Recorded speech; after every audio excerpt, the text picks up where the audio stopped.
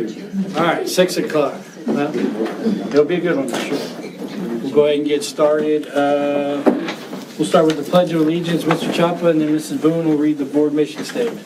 I pledge allegiance to the flag of the United States of America and to the republic for which it stands, one nation, under God, indivisible, with liberty and justice for all. Honor the Texas flag. I pledge allegiance to thee, Texas, one state, under God, one and indivisible. Thank you, sir.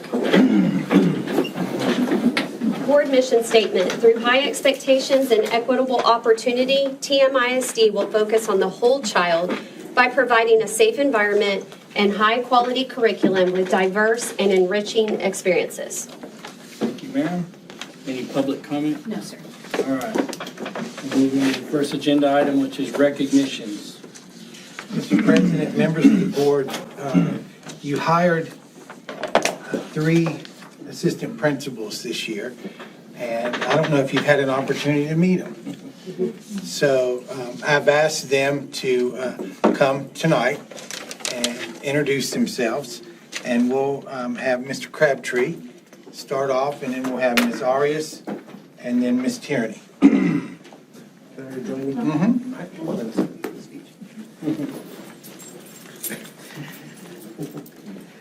So I'd like everyone to meet Miss Laura Veach with a V, like beach. That was how we all kind of got used to it. Miss Veach joins us from CCISD. She gave me this really great bio, and I'm going to try to stick to some of the main points. But her main purpose in coming to TM Primary is to really help us establish a strong foundation in our students and really kick them off in the right direction for Tolosa Midway. She started her adult career in the dental field, and then slowly found that edging towards education. Became a 2nd and 5th grade teacher at Smith in CCISD. Then she became an instructional coach and part-time assistant principal at Grant Middle School, which warms my heart because we all start in elementary, then we go up to admin in middle school, and we find our way home one day back to elementary. Yeah. Ms. Veach wants to build strong foundations in her career and really help our students thrive in TM. And I just want to say on a personal note, in just 5 weeks, she's already made lifelong connections with our staff and the students, and she's done a fantastic job. So we're really blessed to have her at TM Primary. Awesome. We're glad to have you. Sure, what he said. No, I mean, it's been a journey. I started in the dental field assistant, office manager, because I just can't stay, in one. I like to do all the things. So moved on to instructional coaching. I knew, I loved teaching, but I loved helping my team be successful. They were all of the 2nd graders, who were all my kids. So what else can I do? Took my admin courses and said, I want to be an instructional coach. I want to help that way. And then now here I am. So I really appreciate the opportunity. We're glad to have you. Yeah, Welcome to the team. Welcome to the team. And I just have to say, she has the one trait every good administrator has, and that's selflessness. It's not about her, it's about the kids. And every day, you can tell by her pace around the building, it's about kids first. So we're very, very happy. Some of them think I'm Miss Peach, so if you hear it, I'm like, good morning. It's okay. Thank y'all so much. Thank you. Very much welcome. And welcome. Thank you. So Ms. Arias is pinch hitting this evening for Ms. Lucas, who's feeling a little under the weather. Okay, so good evening. I'm going to introduce Jessica Filomeno. She has 24 years in education. She is from CCISD. She's also worked in Flower Bluff. She graduated in 2003 from Texas A&M Corpus Christi with her bachelor's in interdisciplinary studies. Then in 2007 with her master's in educational administration. She has been a curriculum supervisor and assistant principal for the last 19 years. She's certified in ESL, SPED, early childhood, and administration. She's thankful and blessed to be a part of this amazing district, and she says she found her tribe. She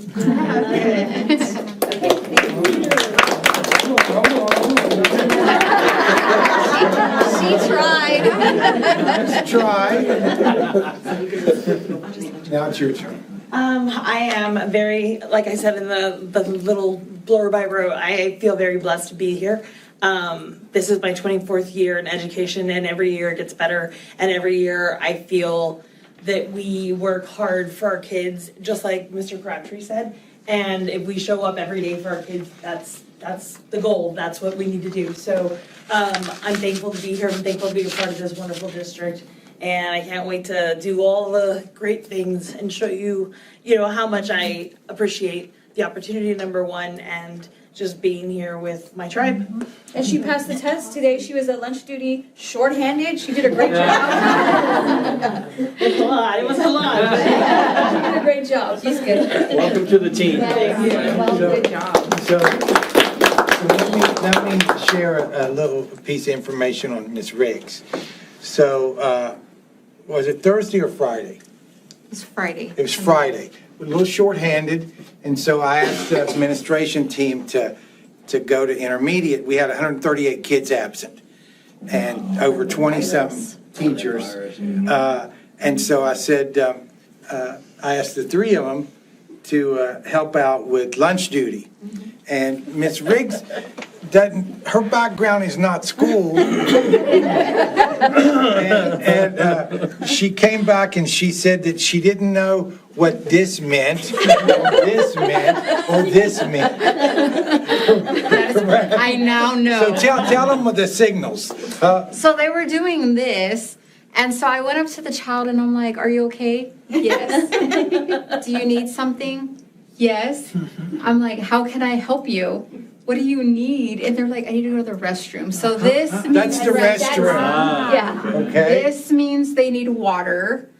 And then if they just raise their hand, they probably need utensils.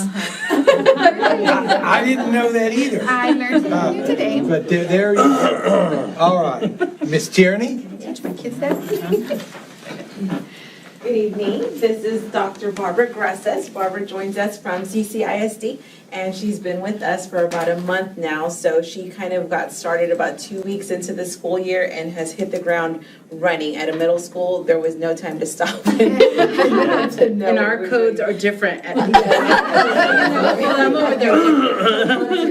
Yeah, so we're very, very fortunate to have Barbara. She's been such an asset to our team. She's going to tell you about her background. She has a very, very strong background in special education, and she just, as an AP came in, has taken some great initiative in learning her new role and learning what she's been in charge of. So we're very, very fortunate to have her. But I'll let her explain her history. So I have a doctorate in educational administration, but I have a master's degree in special education and a master's degree in rural sociology. And so this is the culmination of everything getting to be here at TM. I have been in education for more than 20 years.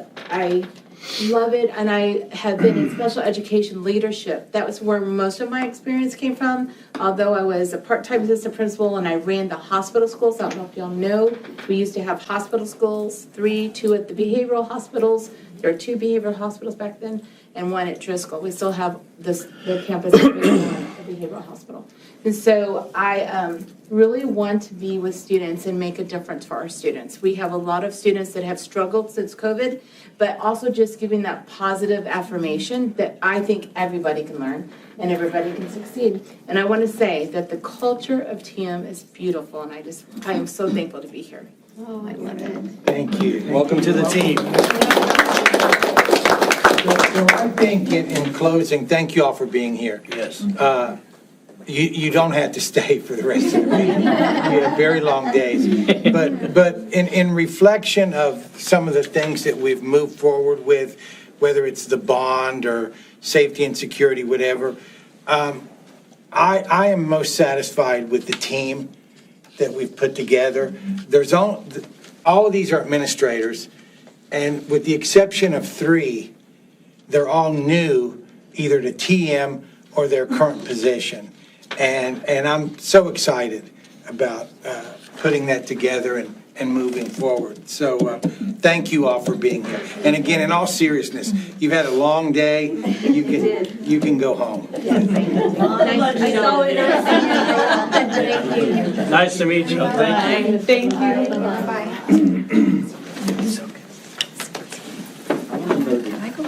Philip and Patrick go do lunch duty too? Philip, I would like to see Philip that. at one time had to substitute in a kindergarten classroom. And, he's never going to be around children anymore.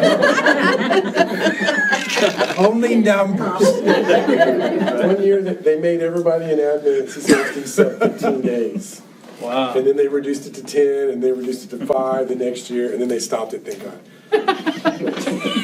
I was not successful until I learned my niche was 8th grade computer science, because those kids, they knew they had to finish their assignment before they could go play whatever computer game they wanted to play. So they did their work because they wanted to play the computer. So, All right, the next item here is the budget presentation, budget update for fiscal year 2025-2026. Ms. Carroll?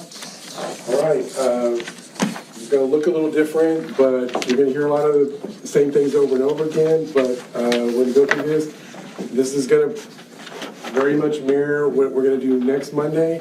I wish we could wrap this up today, but I need one more week to finalize everything and get everything settled.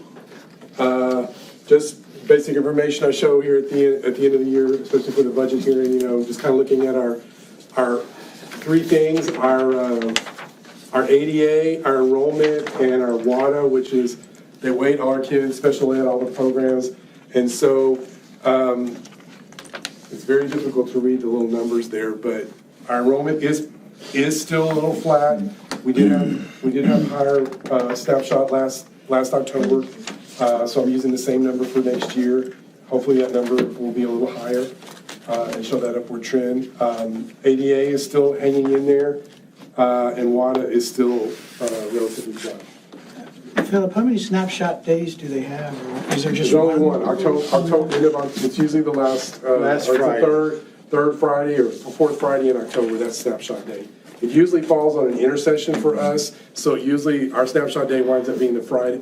If it falls on an intercession, it's always that Friday before the intercession. It turns out to be our snapshot day, but the official date, I think, is the fourth Friday in October. Okay. Which isn't a good day for us either. This just shows property values, the trend, and the space shows when we had the M&G property, and we gave them the tax breaks. Our M&O values were lower because they got a tax break, but that ended last year. And then you'll see the slight reduction in the property values for this year. And then just looking at the proposed and current tax rates, the M&O tax rate is not changing at all. We're still at our Tier 1 tax rate, which is set by TEA. That didn't change because our values didn't really change that much. And then you see the definition of those are the extra 13 pennies, the gold and the copper pennies that we have because we had the TRE back in 2010, but they've been compressed. They used to be 17 cents, now they're 13. And so we're still gonna have the same M&O rate of 7.575. Like I said, I like it because it's easy to remember. But then there is the big increase in the INS rate, and we'll talk about that later when we talk about meeting our bond payments for next year. So the total tax rate's going up from about 95 cents to about 106. This slide, you can't read it for some reason on the PowerPoint. This shows the M&O rate for the last 10 years, but hopefully on your thing you can see we've been at 7.575 for 3 years now. Since the state compressed us, we haven't been forced to compress anymore. Obviously, if our values keep going up, then we'll be compressed more, but they've been steady for the last 3 years. Once again, look at your chart. That's just the INS rate. Big jump this year, but that's to meet the payments that we need to start having because we've been selling the bonds for the new, in the bond program that we're in. Then here's the total tax rate for the past 10 years. Back in 16, 17, we were back at the max, $1.40. Then we have been compressed, and we're just going back up a little bit because of debt service. This is in the paper, but this shows, the average, the tax effect on the average residence. They take the average market value of a residence and then the taxable value. And you can see, even though the average market value has gone up a little, the average taxable value has gone down because of that additional $40,000 homestead exemption that we're pretty sure will get approved in November. And so then the total tax rate, and so then it's showing last year we had even though last year there wasn't a change in the homestead, but last year the values went up, so the effect was increasing $155 this year with the decrease. The average valued residence, the TM taxes would drop $87.42, but that's average. And we have about right at about 29,300 2,900, 3,000 homesteads. Is this also incorporating the additional tax break that Yes. the ISD gives? Yes, the it taxpayers? also has the additional 20% local that we offer. Okay, the general fund, once again, revenue factors, TA calculated the tax rate, no change. I have to estimate current certified tax values from the comptroller. That's always the fun part. And then using everything the same as 24-25 on the ADA and using a collection rate of 98%. And then just, gotta tell you the good news and the bad news. Reduction in tax collections will negatively affect state revenues. It's one of those weird things. The poorer we are, especially if the comptroller values come in higher, if we don't collect as much, it affects us negatively on our state revenue. And then, so the risk is if the comptroller values don't come in about the same ratio that they've been coming in, that's the only thing that can have a real good effect on us, or adverse effect on us. Talking about really good House Bill 2, where the new revenue, the big chunks where the new revenues coming in. The basic allotment was increased slightly, so that's having an effect. But the big ones are regional insurance allotment, a little over $1 million is what I'm estimating. Basic cost allotment, a little under $400,000. The big one, teacher retention allotment based upon the number of teachers that we're going to submit. And then the support staff retention allotment, which is for everybody else that's not a teacher. So basically for local revenues, property taxes, I'm having them go down a little bit because our values did drop a little bit. So I've got that going down a little bit. Investment earnings are down because we don't have as much cash to invest. So even though rates haven't really dropped, we have less to invest in the general fund. And then I did a slight increase on the Chapter 313 payment that we're going to get this year for 2 more years. Next year and the year after will be the last Chapter 313 payments we get. State revenues, here's where the big increase is. Everything is compared to base budget. So whatever we adopted last year, I'm projecting $4.2 million more in school funding. And that makes up that one slide. Most of that's from that one slide that I showed you, and then the basic allotment going up a little bit. Because of that, there is a slight decrease in what I estimated the recapture payment last year. It's a $40,000 decrease. And then TRS on behalf has an increase, but one thing to note about TRS on behalf, that is an offset. That's a number that I have to put on both sides. It doesn't affect the bottom line. I've increased revenue, but I've also had to increase expenses by the same amount. They just wash out to zero. And then, like I said, if you look at the other sheet, you can see the details. I'm just talking about the changes that are happening, and the other sheet shows you where we started and all the changes. And then federal revenues, I've reduced Max SHARs because that program continues to decrease. And then here's the thing, the principals are here, so they're going to hear. I apologize, waiting until the last week. Came up to the number in order to meet our goal. Of course, the number one goal was compensation, to make sure everybody was across the board raises. Right behind that was the goal to have a balanced budget. So in order to do that, I did everything first. Then I came back to the last thing to look at. Okay, what can we do to campus budgets? It's a 7% decrease. Campus local budgets, it's for all 5 campuses about $42,000. That's pretty much relative to their enrollment. And then That 42,000 is all of the campuses combined? that's their local, but all 5 campuses combined. Okay. Yes. If you look on the sheet, you can I see was the making sure it wasn't per campus. No. If you look on the sheet, you can see the individual impact Okay. for each campus. Okay. And then debt service, already talked about this. Debt service went down. That's because we paid off a maintenance tax note this year. So next year we only have 1 maintenance tax note that we're still paying off. And then I reduced, I misspelled copier. We reduced, we had 2 printer copier contracts last year. We've only got 1 this year, so that's why we were able to reduce that. Overall department cuts, this kind of varies. Some of the departments have to be adjusted for fixed costs. Like if you look at the finance budget, yes, I have a big budget, but I have to pay for the audit, I have to pay for the appraisal district, I have to pay for the county to collect our taxes. I pay for PowerSchool now Skyward and everything related to the system. So those costs are not changing. So some of the departments I back out the fixed costs, and it depends upon from 4% to 7% are the adjustments for the departments, and it totals up to a little bit more than $100,000. And then now we get to payroll. Once again, just talking about starting pays, $54,500. That's a $2,500 increase. The teacher raises $3,000, $4,000, and $8,000 depending upon experience. And then we the clerical and paraprofessionals. They got 5% of the midpoint of their pay grade.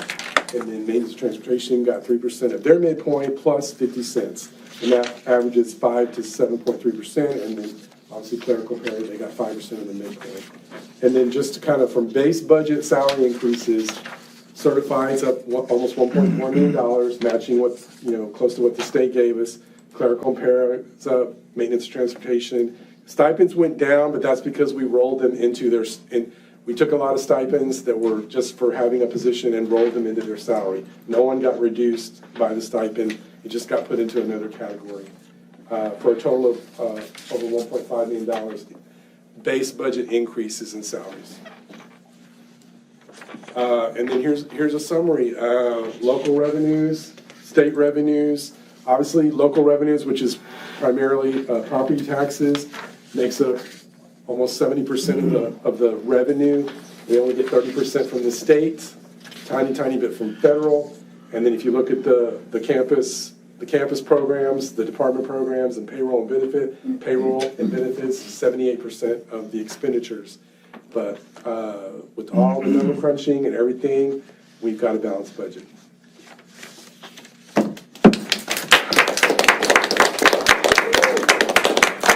So I'm doing two things at once right now. I'm reviewing this year, to see where this year is going to end up, and so I can catch if I'm missing something, like if there's some impact that I'm not budgeting for this year, or that I'm over budgeting for, or under budgeting for this year. I want to catch that, so I need to, correct it. If you, on this fund balance right here, I'm hoping that the unencumbered general fund balance at the end of the year will be about 8.3. That's about 2.3 months of operating expenses. Last year it was 1.4 months because of the deficit. I'm pretty optimistic. I'm going to know here in the next week, and I can update y'all. Once again, I apologize. I did not have time to get the July financials in today's meeting, but I'll have the July financials at the meeting next week, so you can see them. But the good thing is I've gone through all the big payrolls. We've got 2 more bi-weekly payrolls that are going to hit this budget. But I think it's going to be real close. Actual expenditures and actual revenues are going to be really close to each other. And I'm hoping that, I'm hoping for the best. It's going to be really close. It's going to have very minimal impact on the fund balance this year. And it was adopted at 2.6? 2.5, and then I went up to 2.6 to pay for Skyward implementation. That is that's the goal. Congrats. Talk a little bit about amendments. Oh, yes, and one thing I do have to apologize. I will have next week. I will have amendments for the just to kind of clean up the year, and if I need to correct a function or anything like that. And I do apologize. I probably will not have those available. My goal is Friday. I will deliver the budget to you that you're going to adopt, and all the official stuff to adopt the tax rate and everything. That will get delivered to you on Friday. But the amendments, if I can get them to you on Friday, I will.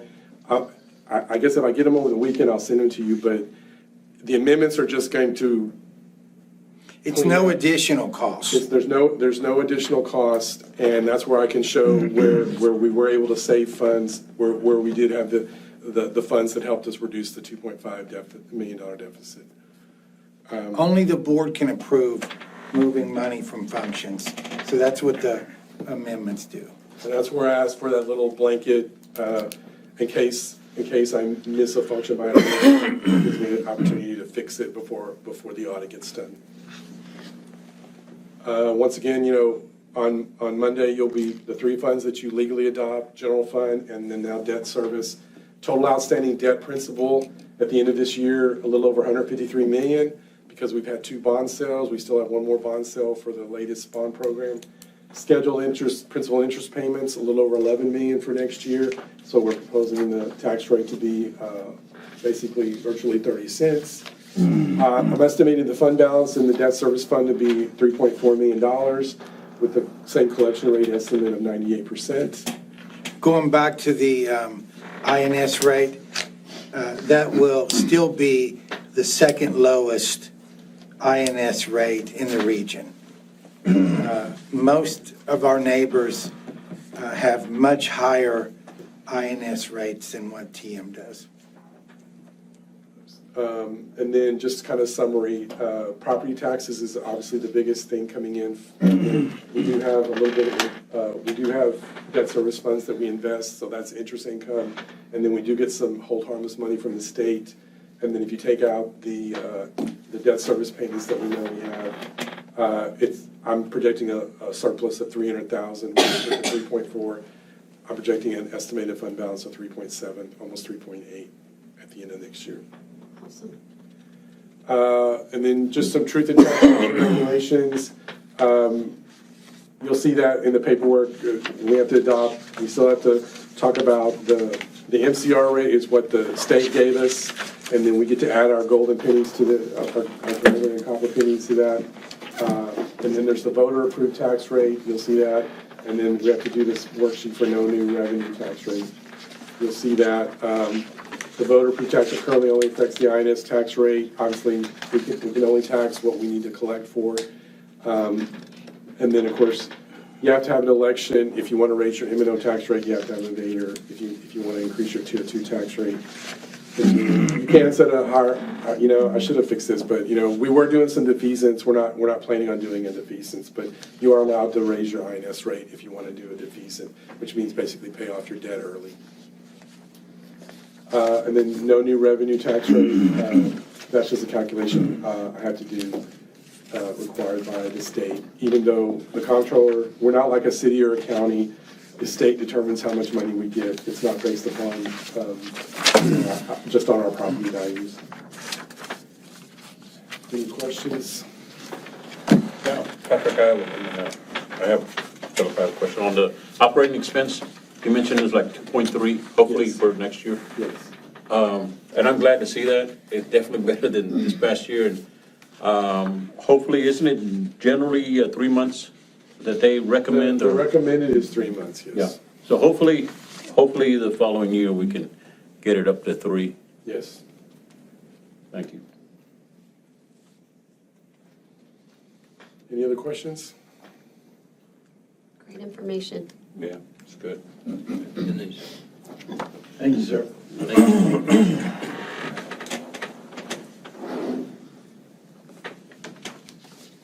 Presentation only. So the next item here is discuss and consider the second reading of updates to policy FNCE logo. Mr. President, members of the board, this is the framework for the personal communication devices that will follow. Pretty self-explanatory, follows what the law dictates us to do as an ISD. We do have some flexibility with this policy that will be communicated later on. But this is second reading, update FNCE local. Any questions? I have a question. It says prohibited use, I guess that entire thing says while on school property, the students shall store any personal communication device in accordance with administrative regulations. We currently have administrative regulations? Yeah, you're going to get that in Okay. the next agenda item, I Okay. believe, yes. All right. Is it going to be more specific on not just the cell phone, because I think the law states smart watches and also tablets, so it'll be more specific. Okay. I just don't want to not be specific. There's, the objective is to make it common sense and to try to not be as, to be very clear with what they're allowed to bring and what they're not. No ambiguity. Perfect. Any other questions, comments? And all this will be discussed at the next meeting? No, it'll be discussed this meeting.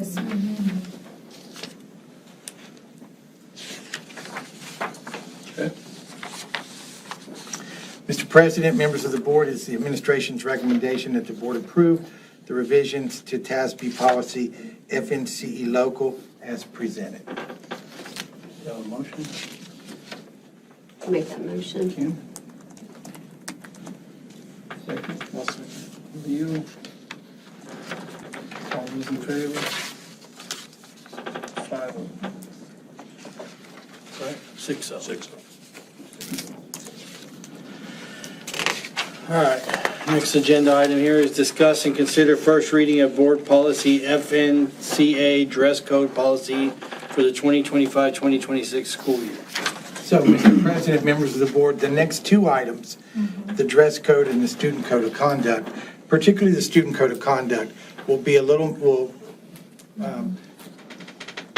add some clarity to the cellular phone policy for you. So at this time, we have Dr. Sham.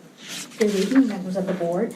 So yes, for the dress code for the 25-26, as of right now, there are absolutely no changes to the dress code policy, but this is like, one of those items that we renew every year at the beginning of the year. So basically, as you have in your board report, we've kind of laid out the policy and the dress code for our district for K through 12.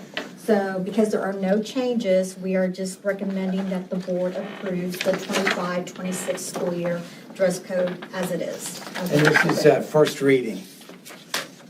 So this is not an action item.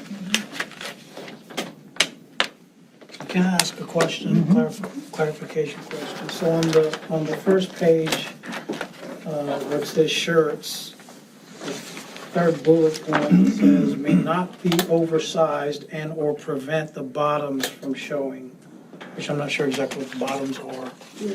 And then on the second page, with respect to pants, slacks, jeans, it references leggings, spandex may be worn so long as the length of the top reaches at or below the length of the fingertips while standing. Does that conflict with each other or no? Are you talking about the tops? Yeah, well, that's what I'm assuming. Well, the tops really, because sometimes, like the girls, they'll have like little, their tops kind of cropped, and so we ask them to pull it down because we don't want to see the mid. Right, sure. But for the leggings, they're kind of like jeggings. It's like jeggings are appropriate, but leggings are completely different.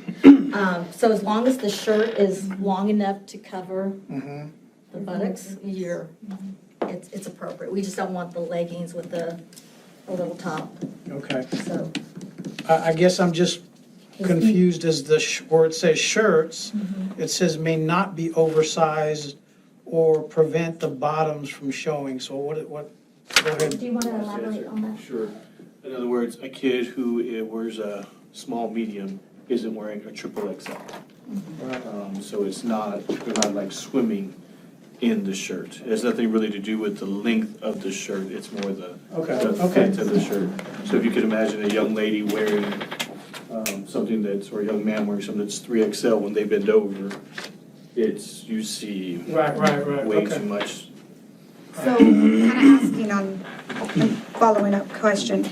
So how does it go like for the cheerleaders? Like when it's a Friday, game day, and yet some of their skirts are, their skirts are not within dress code. So do you allow them to wear it during school hours? Or are they to wear something to cover up from? At the end of every dress code, there's a line that says at principal's discretion. it may be released. So we do that for all of our athletes. Our volleyball uniforms are not dress code, our basketball uniforms are not dress code. Even our football uniforms wouldn't be in dress code. With respect to our cheerleaders, we usually tell them, if we're going to have a pep rally second period to where you're going to have to miss first period to get dressed, you just come as you are. And if it's later in the day, then you're actually going to change. But that's at the discretion of the coach. But for the most part, it is, the dress code you have is kind of what we've done. In the past, I'd say 2 or 3 years. But yes, and we do allow students on pajama day to wear pajamas, and things of that nature. All of our dress-up days are probably not in dress code. But that's the. Any other clarifications? Again, this is first reading. We'll bring this back, I believe Monday, we're going to bring it back for second reading. So any recommendations? You can let us know. Okay, so moving on to the student code of conduct.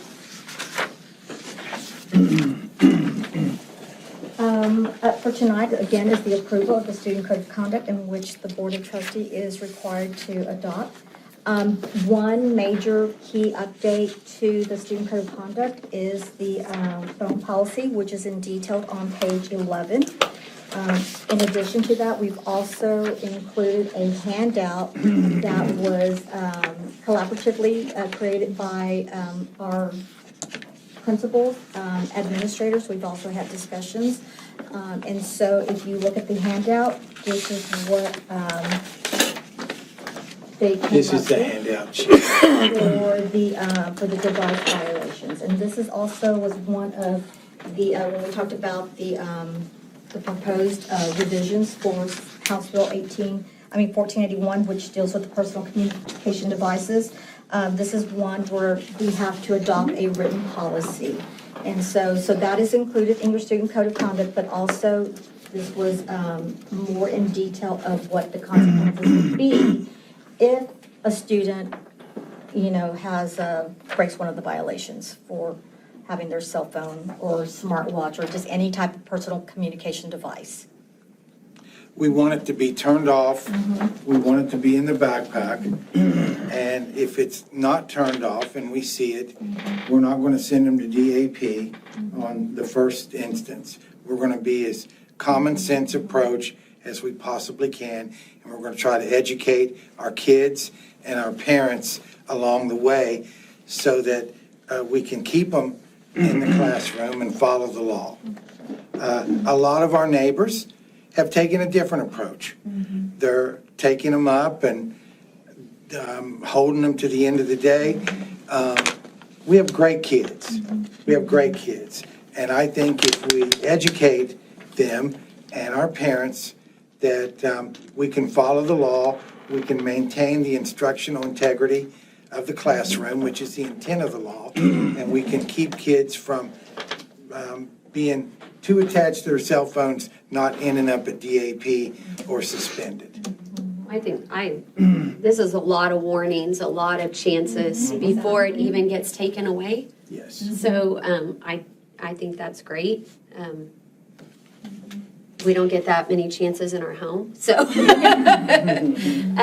but with that being said, also, I wouldn't want any teacher to be responsible or any administrator to be responsible for a $1,000 smartphone. So I like the policy. I think y'all have done a great job. I think our principals did a wonderful job of taking a little guidance from me and doing it to where they're not chasing butterflies. Right. And they're following policy and the law, and we may have to come back, but this is what we want to start with. I had hoped that this is similar to something we would see.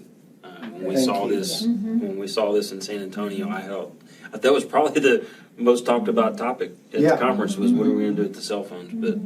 But this looks very well thought out. I appreciate the direction. Like you said, if it doesn't work, we come back and, That's right. and readjust. But thank you. This I like it. I think they did a good job. I think it's gonna work too. And I think they there's- had the parent hat on too, like, okay, what would work for my own kid?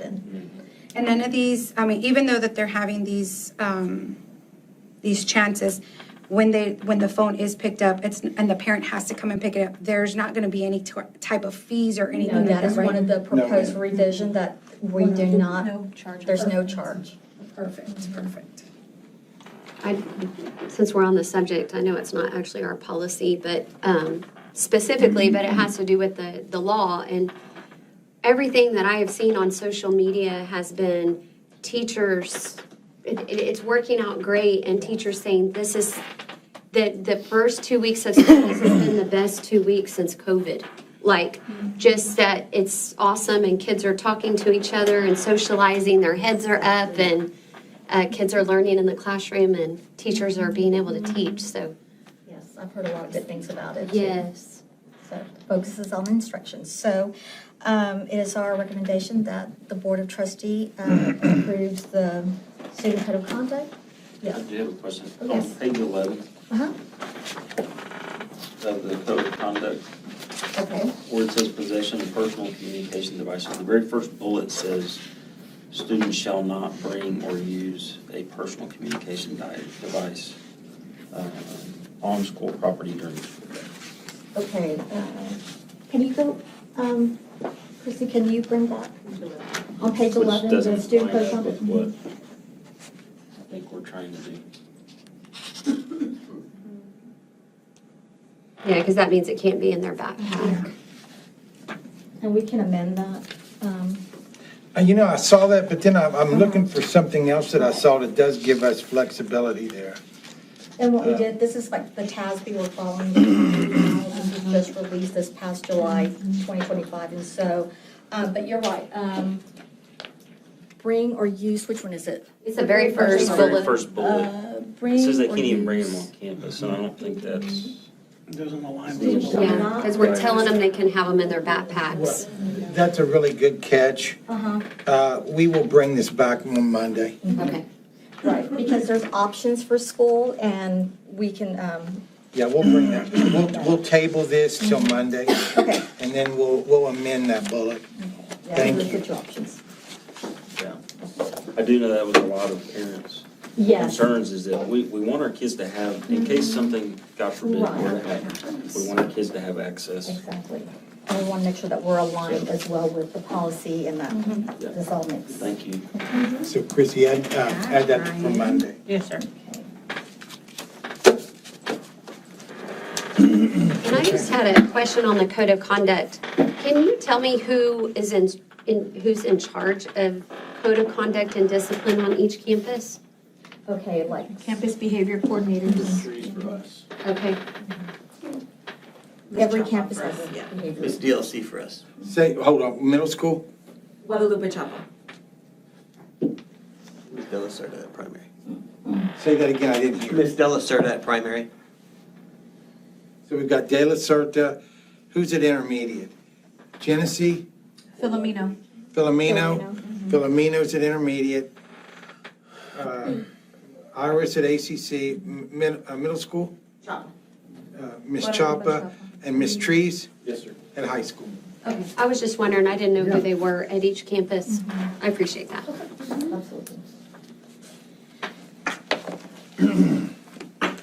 All righty, so move on to the next one. Yes. Number 4 is discuss and consider the first reading of TASB update 125 video.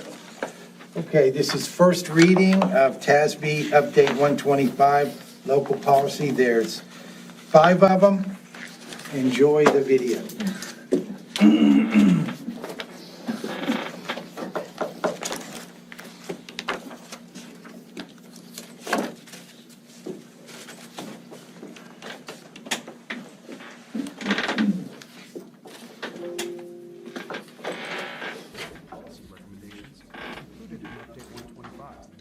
Presented by TASB Policy Service. Update 125 covers several policies that address board operations, such as election of board officers, creation of board committees, and formation of advisory committees. These board procedures are not impacted by legislative action but since these committees are coming into more use, we have provided recommendations to clarify board actions regarding their creation. The revisions to the policies on partial credit, attendance for credit, and school safety transfers are recommended to better align with state rules and agency publications and the practices most common in districts. While not covered in this overview, many of the legal framework documents included in this update were affected by amendments to the Texas Administrative Code. If you wish to learn more about the changes to the legal framework, please review the explanatory notes included with your district's Update 125 materials located in the Local Manual Updates section of Policy Online. Also, near the bottom of that section is the Annotated Legal Framework Update Packet. This packet will show a redlined version of the legal changes along with a brief explanation of the revisions. You should always review your district's customized update materials, available in the Local Manual Updates section of Policy Online, for specific policy recommendations. Please remember that the legal framework documents provide the legal context for key areas of district operations. They are not adopted by the board. If you are the district's policy contact, after the board acts on the local policies in Update 125, don't forget to log into Policy Online and go to Local Manual Updates to notify us of the board's action. Policy Online makes it easy to keep track of updates and notify us when the board takes action on policies in an update. In BDAA Local, a sentence at the beginning of the policy stating that the board may assign a district employee to provide clerical assistance is recommended for removal. As is the practice in most districts, the superintendent manages the assignment of staff and would determine the employee who would provide clerical support to the board. If your board's practice is for the vice president to automatically fill a vacancy created in the office of board president, new language is recommended to clarify that the vice president will serve in the role of board president until the board reorganizes and holds new officer elections. Substantial revisions are recommended to BDB Local, and those revisions coordinate with BDF Local, which is also included in this update. First, the policy subtopic name has been changed to Board Committees to better capture the content of the policy. The recommendations provide additional guidance to the board in forming committees and include text to address the dissolving of any board committee. Because this policy code is intended to address committees that are composed only of board members, the text addressing special committees is recommended for placement at BDF Local. For most districts, BDF Local is a new policy recommended for inclusion in your policy manual. For those that already had BDF Local, revisions are recommended to the existing policy. The new policy language provides guidance on the formation of advisory committees composed of staff, parents, community members, or students. These committees could also include board members in a number less than a quorum. The remainder of the policy aligns with BDB Local on board committees. The language addresses dissolving advisory committees and reporting committee recommendations to the board. In policy EI Local, the minor change at partial credit is recommended to more accurately reflect that whether a student receives partial credit is based on the average of both halves of the two-semester course rather than the combined grade. For example, if a student receives a grade of 70 in the first semester of a course and a 60 in the second semester, the overall average for the course is 65. Based on the policy language, the student would receive credit for the first semester and would need to retake the second semester of the course. This would be the practice in a district that has decided to award partial credit. In FDE Local, bullying has been added to the list of offenses for which a district must gather data for purposes of the Unsafe School Choice Option. According to the Unsafe School Choice Option Guidance Handbook, published by the Texas Education Agency, a student who is the victim of bullying is eligible for a school safety transfer. The revisions to FEC Local are recommended to better align with practices that are common in most districts. The policy now authorizes the establishment of attendance committees rather than having committee membership appointed by the board. At methods for regaining credit or awarding a final grade, the specific deadline for submitting a petition for credit or a final grade is recommended for deletion and replaced with a reference to administrative regulations. Lastly, at imposing conditions for awarding credit or a final grade, the revised text clarifies that the district is not required to assign seat time equivalent to the time the student has been absent. If your district's FFAC local includes provisions about medication for respiratory distress, commonly referred to as asthma medication, that policy is included in your Update 125. The recommended revisions are prompted by the new rules adopted by the Department of State Health Services. The rules clarify what is addressed in the policies for those school districts that decide to maintain and administer unassigned medication for respiratory distress. For specific changes in the rule, please refer to the Annotated Legal Framework Update Packet and review FFAC Legal. That covers the local policies in Update 125. We hope you find this overview helpful. Should you have any questions or want further clarification, please contact your assigned policy consultant, and don't forget to notify us of board action on this update using Policy Online. So, Mr. President, members of the board, this is first reading only, no board action. If you do have any questions, communicate with me so we can get answers prior to the second reading, which will be in September. All right, next item on the agenda here is discuss and consider approval of the TMISD optional flexible school day program for the 2025-2026 school year. Dr. Shaw? Hey, members of the board, this will be our second year that we've applied for the optional flexible school day program. Last year, we included the ACC in the high school. One change for this year is to remove the high school and just only include the ACC. The opportunities that come with this optional flexible school day program is that it provides IRIS at the ACC, those at-risk students, the opportunity to earn credit on those core class courses, as well as help them graduate. So attendance is flexible, the hours are also flexible, and so by offering this to our students, we are really helping those students be able to graduate on time. And so this is a process every year. It's not guaranteed that you will be accepted or approved. So one of the first thing is it has to be on the board agenda as an item. The second thing, there's an application that you have in your board book. So there was a process. So you had a series of questions that you had to answer, like what is your time frame? When are you going to hold the hours? For the ACC, it was going to be from 8 to 4, which, we are providing that flexibility because of the day. And then also during intersession is another opportunity for these students to come in and continue, earning those credits so that they can graduate on time. It's a minimum of 45 minutes a day. As long as the student comes in for 45 minutes a day, clocks in and clocks out, we are receiving ADA for that student. So, like I said, this is for, it's for a variety of different students, but one of the main criteria for us is to target our at-risk students. You can be in early college and still be able to participate in this type of program, but for us, our goal is to use it for our ACC students to help them graduate on time. And even if a student drops out, this is another opportunity that they have to come back and earn their high school diploma.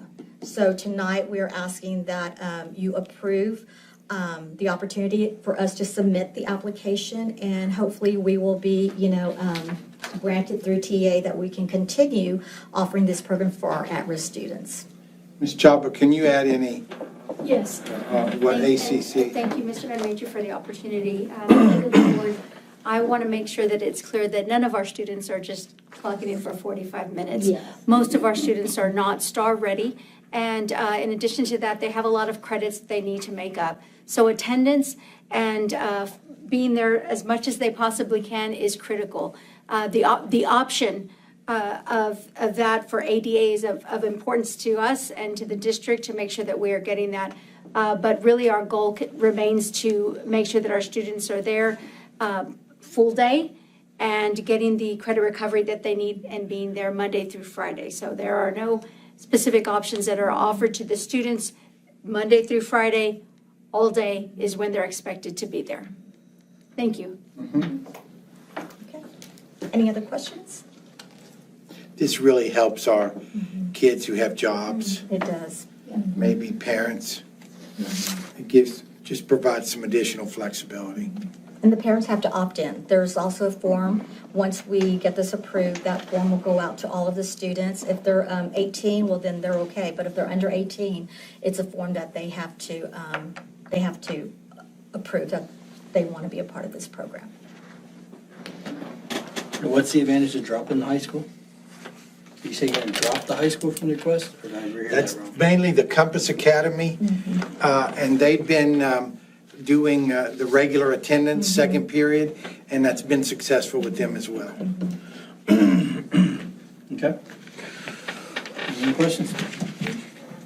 Mr. President, members of the board, it is the administration's recommendation that the board approve the Tolosa Midway ISD optional flexible school day program for the 2025-2026 school year as presented.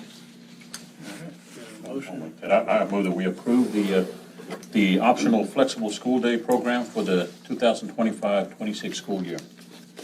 I'll second that. Kim, second. All those in favor? 6-0. All right, next agenda item here is public notice, federal grants application. Ms. Arias? Okay, good evening. This is a housekeeping informational item. So in accordance with state and federal compliance requirements, TMISD is required to publicly notify you of federal grants that we are applying for this school year. As you can see on the attachment, you will see the amounts, our pre-planning amounts.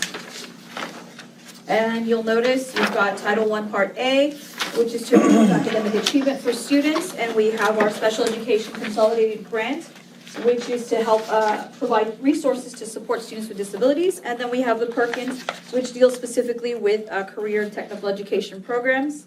These grants are vital. They ensure equitable opportunities and provide strong educational outcomes for every student.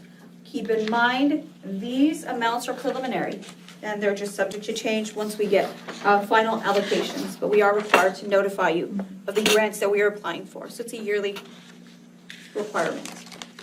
All righty. That checks that box. I like grants. All right, next item here is discuss and consider 2025 through 2027 bank depository contract renewal. Mr. Carroll? Yes, for the new board members, the state requires us to go out we have a procurement process for bank, to pick the bank that we deposit our funds in, the local bank that we deposit our funds in.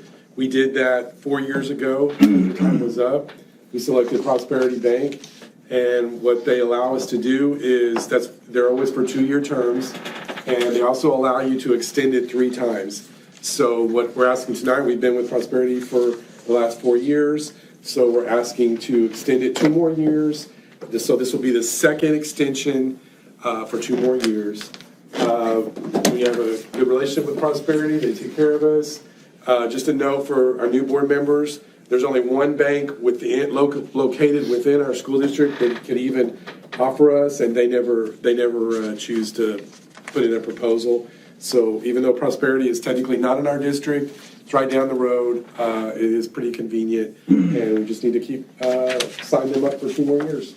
It's a pain to change. It's a pain to change checking accounts. Don't they have a branch right here on? Yeah, it's right across from the HEB. That's the branch we use. Right across from the HEB in another district we shall not name. Bill, what happens after the 3rd extension? You have to go. Then I have to ask for proposals again from banks, and we'll have to review them. Prosperity also. They hopefully they'll submit, but this is for 2 more years, and I can extend it 1 more year. So 1 more extension. So hopefully we'll have them for the next 4 years. So at the end of the next 4 years, we'd have to go out for proposals again. A good thing is they don't, just for the new board members, they pay us a little bit of interest, but they don't charge us any fees. We have to buy our checks, but a lot of banks, a lot of even for school districts, they charge you a 0.00 for every transaction, every deposit, every check you write, every deposit, every transaction. We have 0 transaction fees. It saves us thousands and thousands of dollars. They pay us a little bit of interest, But most of our money is invested in the pools and other things where we make higher interest rates. But we really just use them to run our, we have two accounts. We have a general fund account and we have a payroll account. So let's renew them for 2 more years. All right, any questions? Mr. President, members of the board, it is the administration's recommendation that the board approve the depository contract for funds for the period of September 1, 2025 through August 31st, 2027 as presented. We have a motion.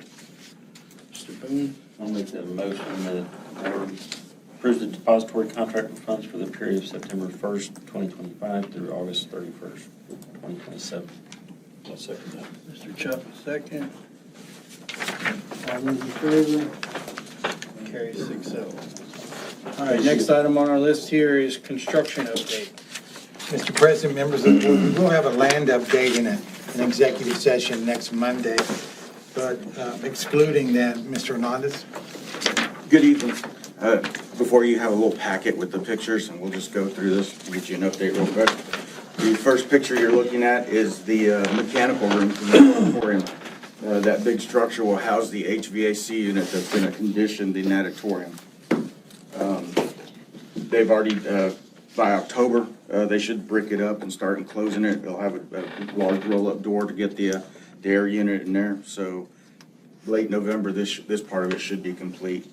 As a frame of reference for a later point, if you look at the first picture on the lower left-hand side, by underneath a tree, you see some orange fencing.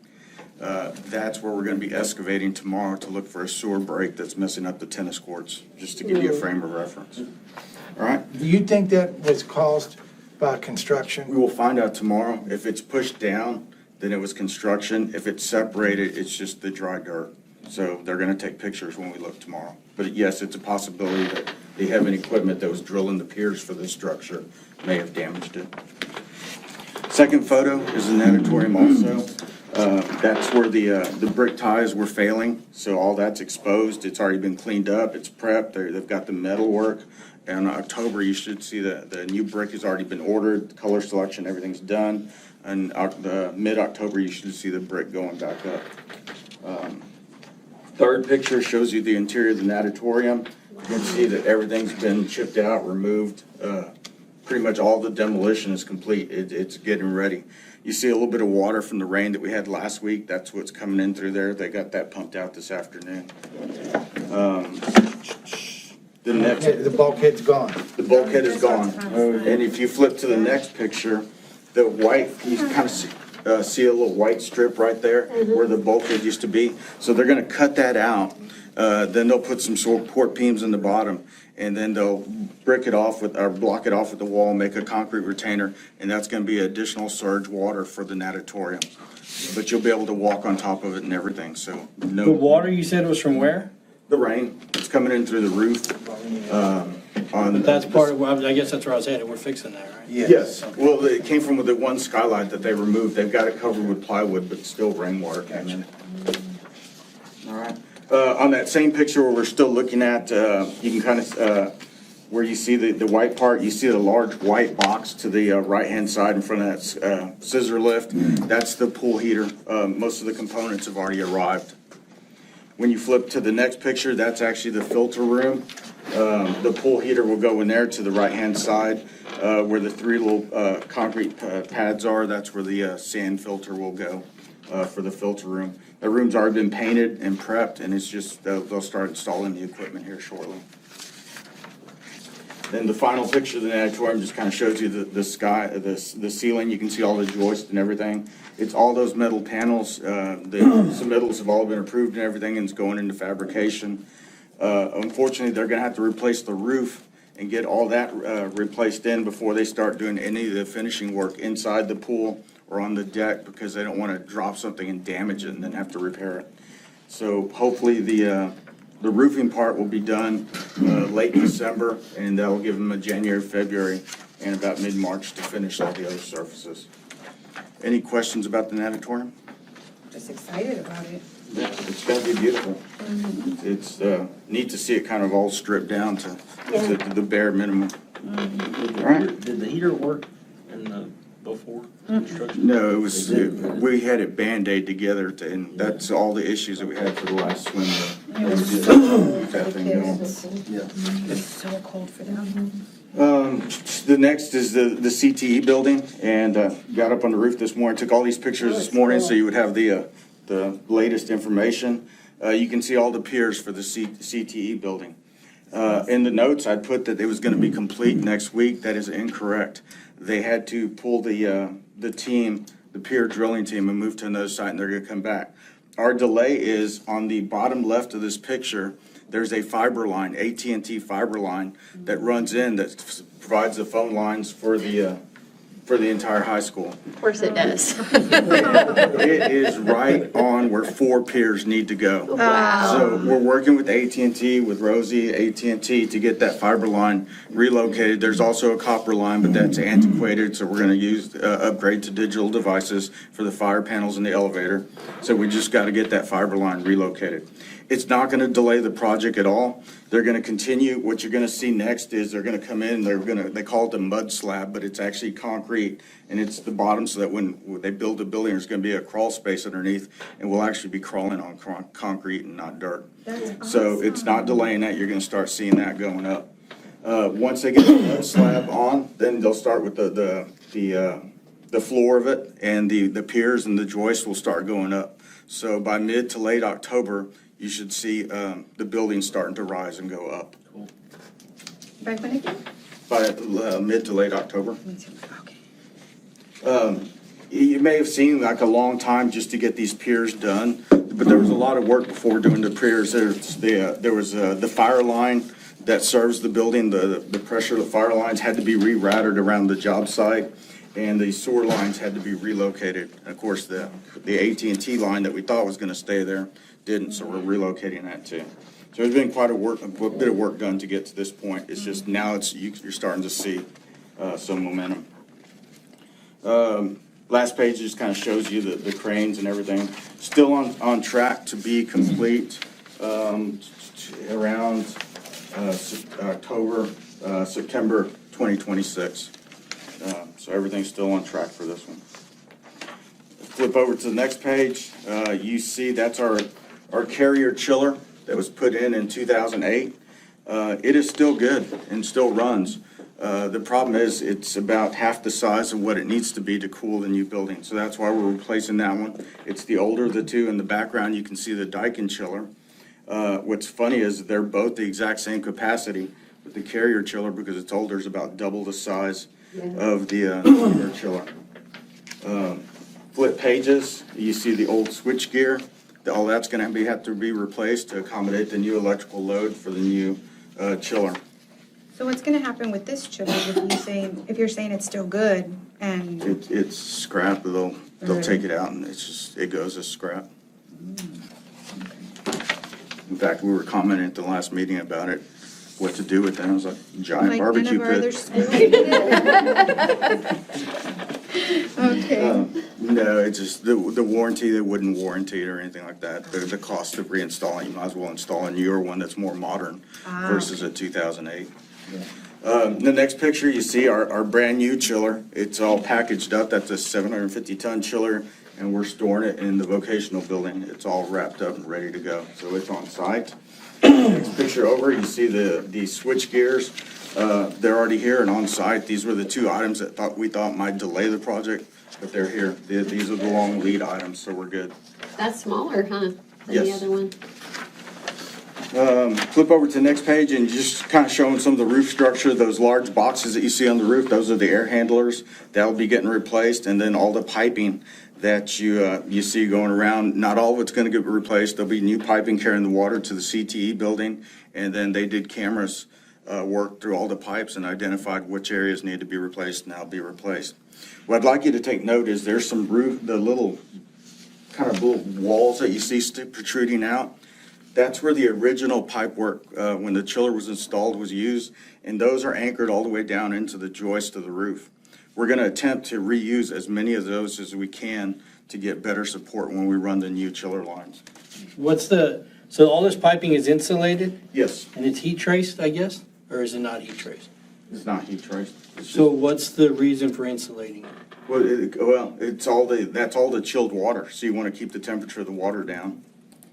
I mean, you want to maintain the temperature of the water, because it circulates through it. It's chilled water. It's a chilled water, it's the cold water for the thing. Okay. The chiller plant, the chiller chills the water, and then it's piped to these air handlers, and it runs like a radiator, and then the fan. Yeah, I get that, but usually when you have insulated pipe, it's to protect people from temperature, or you have it heat traced to keep, so sometimes you have to worry about insulated pipe like that, corrosion under the insulation, right? You get leaks, you get water under it, you have corrosion issues. We haven't seen any of that? Very little and minimal. It's mainly at the valves where it's exposed a little bit, and all the valves are getting replaced on those units. Okay. The next page over, it's showing you the roof pipe that's really close to the roof deck. Once we complete the chiller, we're in desperate need of a new roof at the high school. And to meet the new compliance, you actually have to increase the R value, the insulation value of the roof to be code compliant. And it's going to increase the roof thickness by about 8 to 10 inches. And as you can clearly see in that picture, we don't have 8 to 10 inches. So in this process of redoing the chiller pipe, we're elevating it in preparations for the new roof. Okay. Sorry, I didn't mean to interrupt you, but do we have plans on replacing that roof? Yes, that's one of our projects. As soon as we get done with this, we just didn't want to damage it. And it's a very complex job that you wouldn't want to award it to a chiller, an HVAC company. Right. So we're going to do the HVAC first, and then we'll come and do the roof. Okay, good. But in preparation, the curb adapters, everything we're modifying for the new roof. We're anticipating for it. And it's Bill Wilson that's doing it, so it should be a seamless job. The schedule for the chiller and all the chiller replacement is that we have September intercession coming up. The goal is to disconnect the chiller plant right now, install a temporary chiller and get that running. During then the period between September intercession and October intercession, they're going to take the chiller plant, they'll remove the old the carrier chiller out, they'll take out the old switch gear, they'll pour the new concrete pads for everything, get it all installed, and if fingers crossed, if everything goes right, October intercession, we'll get off the temporary chiller and get back on that chiller. Once we do that, the air handlers are scheduled to arrive in October, those big boxes on the roof. They'll start craning those and individually changing those out. The goal is to change out as many as we can during the Thanksgiving break and the Christmas break. That way there's no interruption to the school day. That being said, if everything runs on schedule, we should be completed with that HVAC project in March of 2026. On to any questions about the high school. The primary HVAC, we're substantially complete there. All the units have been replaced. We finally got the HVAC controls turned over to us last week, so we can now see the temperatures in the classroom. We can do a lot of troubleshooting from our computers. We've had a number of issues with the air conditioning, and Mr. Crabtree's here to attest. It's been power-related issues. The new equipment, as you go, it's more advanced, has a lot more electronics in it, and the power coming into the campus is not at a steady rate. We've been logging it with the AEP, and the Lennox reps have come out and logged it, and we're losing so much power in one of the legs that it's causing failures. We've burnt up 2 compressor motors already, and the way we have it set up now to save the units is if there's a power shutdown, it kills the unit, and we have to manually go up there and restart the unit. But that's easier to do with controls, because now from my computer, I can see if I need to get up there quickly and reset a computer. We've been working with AEP. If you've seen all the tree trimming that's going all along power lines around here, that's directly because of us. They're cutting every tree between Rand Morgan and the Clarkwood substation on Leopard and the primary, trying to get that. They've replaced a number of capacitors, ground lugs, everything. They're trying to troubleshoot. It's not, we tested everything on our end, and it's not us, it's AEP. We just got to get fixed. So the damaged compressors, the money, is that? It's all covered under warranty. It's all covered under warranty. But Lennox is starting to balk that we need to do something, because they're not going to replace these under warranty forever. Man, there's no telling how long that's probably been happening. It's The power issue's been a while, but now, like I said, with the new equipment, it's very noticeable. Our very first experience with it was the unit over the finance office. I'm not sure if you're aware, but that was a nightmare. We had all sorts of problems with it. It was power related. AEP came out, changed out the transformer, changed out some of the wiring and everything, and after they did that, we haven't had any issues with it. Yeah, I don't see it. All right. Since we're on HVAC, real quick, the one I never hear about is the one for this gym at this school here. The basketball season's coming and volleyball. Yes. That's the worst AC. Yeah, and that Do we have door. plans to do anything So with that? that'll be in one of the phases when we come back. There's quite a bit of work that needs to do at the middle school. There's a number of units that need to be replaced. That design, the first big issue is the door opening. When you open it up to get the crowd in, it draws all the air out, and it takes almost 2 hours for it to get back down to temperature. So we actually kind of need to make a little vestibule there to where it puts an air buffer between the doors so everything doesn't get pulled out. Then the sock design, it works, but I don't think it was laid out correctly. But yes, the tonnage for square footage is correct. Okay. And then I don't know if they compensated for the lack of insulation in the dome, but yes, it's been a problem. In fairness to Patrick, what I've done is I've put the brakes on his projects until I get a guaranteed maximum price for the junior high and how much we're going to pay for the land. And then once we get that squared away, then we'll know exactly how much money we have for roofing of the other campuses and the HVAC. What I don't want to do is spend that and then we come up short for the junior high. Good plan. Good idea. The door draw is definitely, we sat in a tournament and as soon as you open the door, it just sucked everything. There's no way to redirect the traffic when you bring them in? Well, we've tried it. I mean, it's just difficult. Like coming in through the cafeteria was the ideal situation. Come in that way, and that way that it's not pulling the air out of the gym. And has Just that something to worked? think about because It's definitely a weight loss gym. Did it work when you tried to redirect the traffic? It does, but for most events, they don't want to go that way. They want to come straight into the door, so it's Come on, just just, lock it. Say, sorry, it's locked. Stay Go open around. the whole time. but we'll correct it. Any more questions about HVAC or primary HVAC? Next is safety and security. The vestibules and doors are substantially complete. We're not completely done with all the work tomorrow. Tomorrow, we have our weekly meeting with Sergio. The next step is to start working on graphics to design them to help spruce up the look at the entrance to all the campuses. We'll be working on that. We're also still having issues with doors. We're getting very close to telling the contractor that they're gonna have to replace all the glass doors at the fronts of the campuses. Mr. Crabtree can tell you that we've had problem after problem, and we've documented it with the glass doors. They're not working like they should. So we're pretty close to getting those replaced. Key Scan is on board. We're still missing a couple of doors. There's a little bit of cleanup work on cameras, Key Scan, and access controls, door controls that I still need to work on. Finalize, I will probably walk the campus during intercession, get with the principals and see what the areas we're lacking and come up with, get one final quote from NCS to get all that equipment installed and finished up. So far, just very pleased with the access cards. They're working great at the Ag Barn. Getting all those, that's probably getting the heaviest usage of all the Key Scan system right now is the Ag Barn, and it's working great. We definitely need to make sure that we stay on top of things that aren't right and making sure that we hold people responsible to fix them. Yes, 'Cause, absolutely. yeah, we And gotta why, make sure things work. why are the glass doors giving you problems? Like, what It's do you mean? the mechanism, so it has a upper and lower release, and on the install, there's a number of things I personally think they did wrong. For the lower pin, they kind of grinded, instead of actually fixing the problem, they started grinding on it, and it made it kind of loose. And then the hardware is just not retracting from the top. It gets locked on the top, and no matter how hard you hit the panic button, it won't release. I mean, you can. We got littles down there. Yeah. It's a mess. So we'll definitely get it fixed. We're not gonna let them off the hook. Yeah, good. All right, the last two issues I've got are the tennis court issues. We've had some problems with the sewage back out there. Over the summer, we dug out some dirt and some tennis balls. We got all that cleaned out. We thought we had it fixed.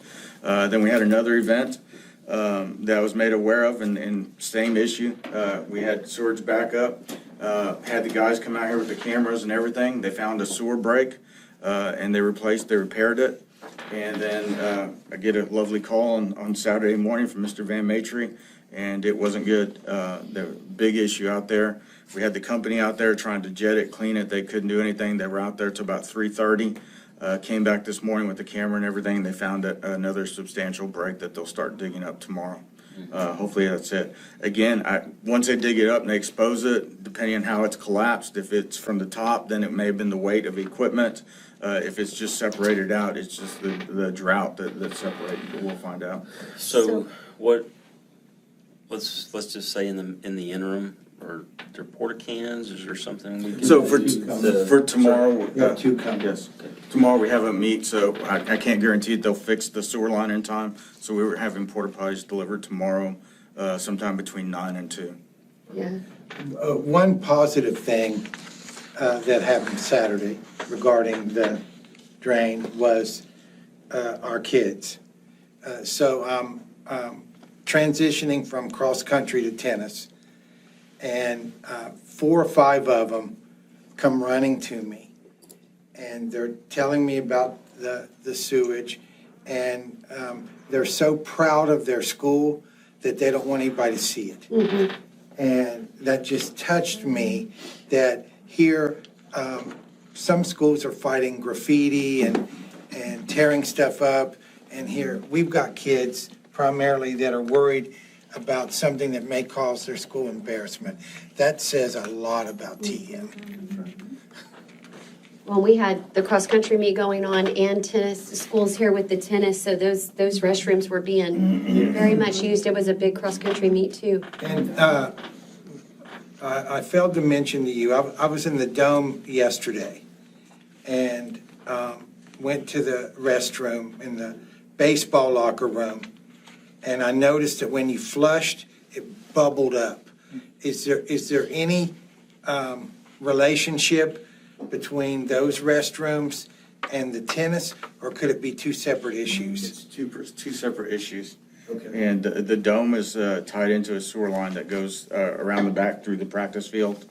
And I'll have the guys check it out. Last time we found a T-shirt in the sewer line. Okay, because I thought, well, wait a minute here now. Yeah, something's not right. Because I know at home when it does that, Yes. I have to call somebody. We'll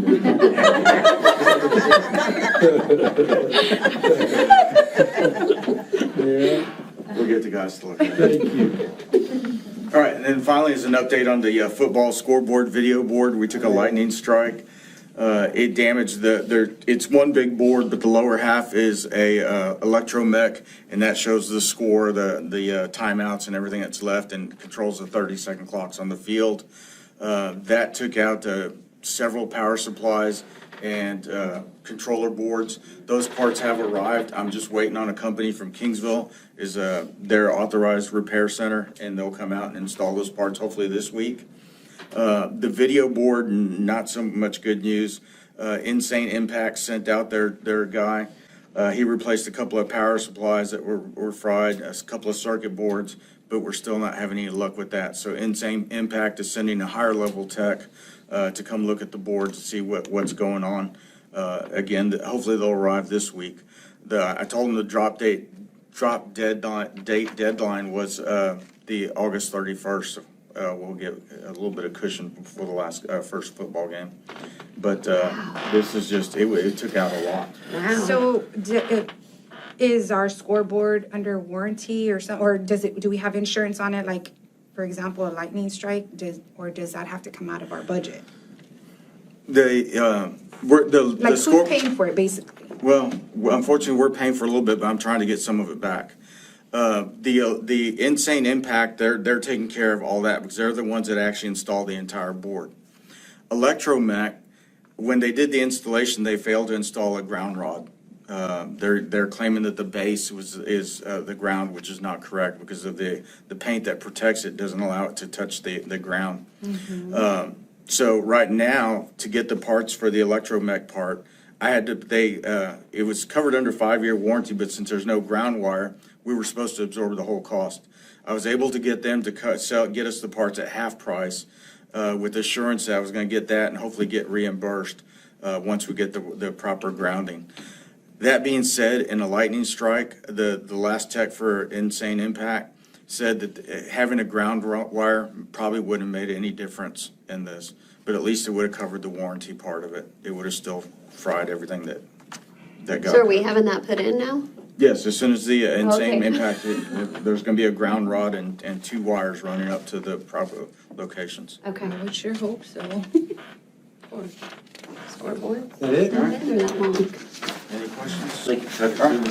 All right, I got to rewind here because I forgot to Yes. read the resolution on the one before this. It's item 7, Item 7. bank depository contract renewal. All right, so. Board resolution extending depository contract for funds of independent school districts under Texas Education Code, Chapter 45, Subchapter G, School District Depositories. Resolved by the Tulosa Midway ISD Board of Trustees that Prosperity Bank located at Nueces County, State of Texas, being a bank as defined in Section 45.201 of the Texas Education Code, and Tulosa Midway, CDN 178-912, agreed to extend this depository contract pursuant to Texas Education Code 45.205 for an additional 2-year term from September 1, 2025 through August 31, 2027. Under the Texas Education Code Section 45.202B, a school district and the district's depository bank may agree to extend a depository contract for 3 additional 2-year terms. The extension constitutes the party's second 2-year term.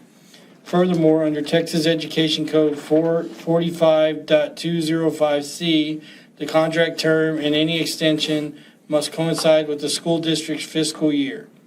Agreed and accepted on behalf of Tulosa Midway ISD on this, what is this day? 18th day of August 2025. That's it, right? Yes, sir.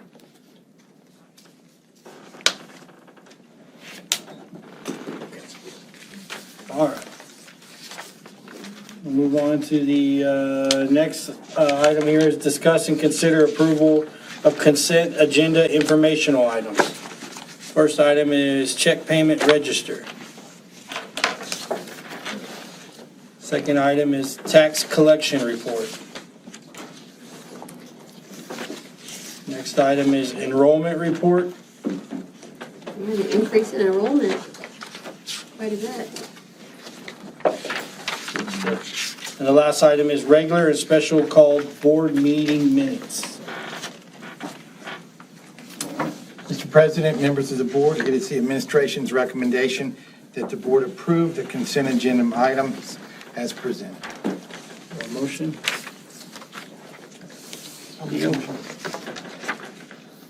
Second? Mr. Boone? All those in favor? Carries 6-0.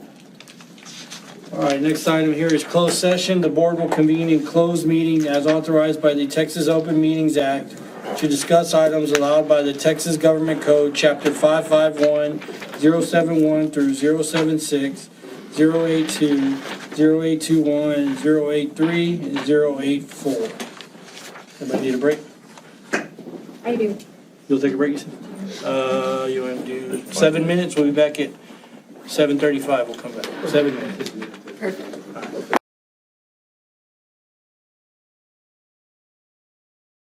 8:07, returning from closed meeting, action resulting from closed meeting or closed session deliberation. Mr. President, members of the board, it is the administration's recommendation that the Board of Trustees issue an educator dual probationary contract for the 2025-2026 school year as presented. Motion. I'll make it. Mr. I Childs. move that we issue an education dual probationary contract for the 2025-26 school year as presented. Second. I'll second. Leo. All those in favor? Carry 6-0. All right, the next item here is it is recommended that the Board of Trustees issue a superintendent term contract as presented to Steve Van Matry. Have a I'll motion. make that motion. Kim makes a motion. Second. I'll second. Leo, second. All those in favor? Carry 6-0. Thank you. Thank you, sir. Thank you. All right, next, we have is future meetings, August 25th, 2025, special board meeting. And then we have adjournment. Do we have a motion to Well, adjourn? let me ask a question, because that's one of the most important board meetings of the year. Is anyone not going, I know you're not going to be here. I will not be here on the 25th. Okay, so we'll have 4, Are you gonna Okay. be here? I should be, okay. unless I get a call. That's a toss-up for Yeah, I'll be him. here. You good? What, Mark? toss up? That's a toss-up for him. I'll text you. He just never he never knows. Unless I get a phone call, I should be. Yeah, what are the options? I don't have any. We don't have a, because of the paper, Yeah, correct? correct. Okay. I've noticed at least one school district. Skype? Can you that- Skype? And they can't vote. Nah. Well, let's play it by ear and see. We're not gonna cancel school if we don't have a quorum on the 25th. What we'll do is, we'll just put the ad in the paper and kick the can down the road, and we'll pass the budget and set the tax rate when we do that. How's that? Well, we'll try to make it for sure. Yes. Yeah. Yeah. We'll have a plan B. Okay. All right. Now do we have a motion to adjourn? I make that motion to adjourn the meeting. We have a second? Why do I make you laugh? I'll second it. Mr. Chuck will second that. All those in favor? Do we have the 6-0. same two that make the motions every time? It's a tradition. I'm here every time. You'd think I would do that. Oh, we need these folders back. All right. Thank you, everyone. Thank you.